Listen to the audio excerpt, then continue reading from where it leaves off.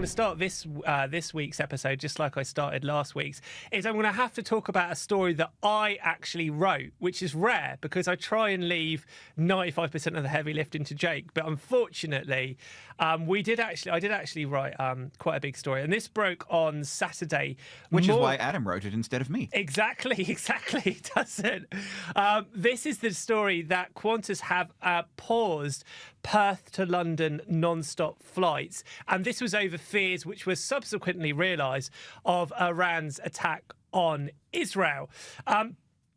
Now, to be very clear, they have stopped the non-stop flights. They have not stopped the service, which will continue, but will stop over in Singapore. And this is because the 787, it is an ultra-long haul aircraft, but to fly from Perth to London is at the very edge of what it's capable of. And what that means is that because now it's essentially the aircraft is avoiding the Middle East, it doesn't have the range quite to fly around and make a detour.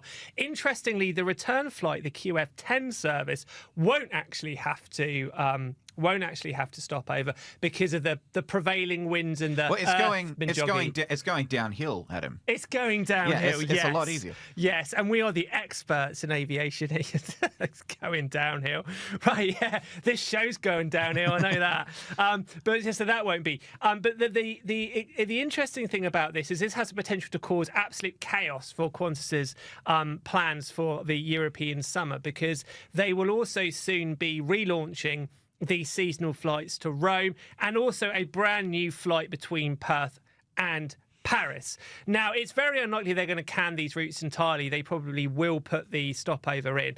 Qantas have been quite, shall we say, they've tried to downplay this quite a bit. And they've basically said, we're not cancelling the route, we're not pausing the route, we're simply adding a stopover. Now, obviously, it's not as simple as that. The entire reason they do this from Perth is the non-stop element to it, which effectively Qantas will charge a premium for this. It's obviously also very good for Perth as a city.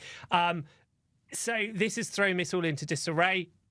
We do not know yet, and it doesn't seem very likely, that people that are on this route will get any kind of compensation. So obviously I wouldn't necessarily expect people to be given, a huge amount back. But considering you are paying a little bit more for this non-stop flight, it would probably be arguable that you should get a little bit back. We don't know if that's going to happen or not.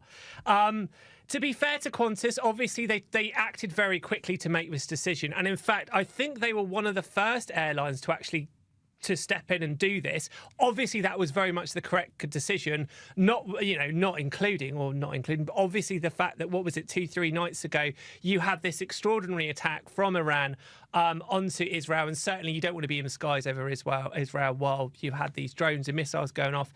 But nonetheless, this is going to create a lot of problems for Qantas and for a lot of other international airlines. Now, at the moment, Qantas is saying that they are temporarily adjusting the flight paths. But in all honesty, and I've got no insider information, I'm not linked into to the security services, I find it hugely unlikely that we're going to see these flights go over Israel for the next, I say at least next few months, possibly to the end of the year or even longer. The whole situation with Iran and Israel and Gaza and all of this stuff is clearly not going to go away anytime soon. So this does present huge problems for Qantas. What also happened at the same time is the Smart Traveller website, which is actually brilliant, I've got to say, kind of officially changed its advice or updated its advice. So it's now saying, as well as asking Australians to think twice about going to Israel, they've also made it clear that they believe, that the airlines could stop flying there very soon, that flight paths could change. And so they basically said that you should reconsider your need to travel. So yeah, this major international incident is going to have huge effects on a lot of airlines.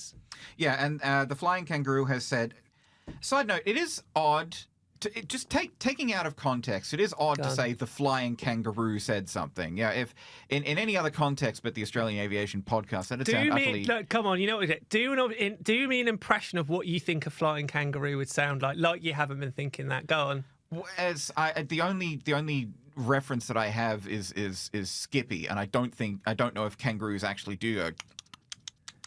So it's presumably it would be accompanied by a from Wings as well, but That's pretty good. Yeah. That's pretty good, yeah. It's obviously I can't do those sounds at the same time because I only got the one mouth. But just in any other context, saying the flying kangaroo said something would probably get you some strange looks at the very least. Anyway, the flying kangaroo, Qantas, has said that they are going to reach out to customers directly if there is any change to their booking. So whether that will include compensation or anything like that, we don't know. They haven't made clear, at least not to my knowledge. But it is tricky, and this is not something that would happen if they had their new A350-1000s, which are coming in for Project Sunrise. The A350-1000s could make that trip easily.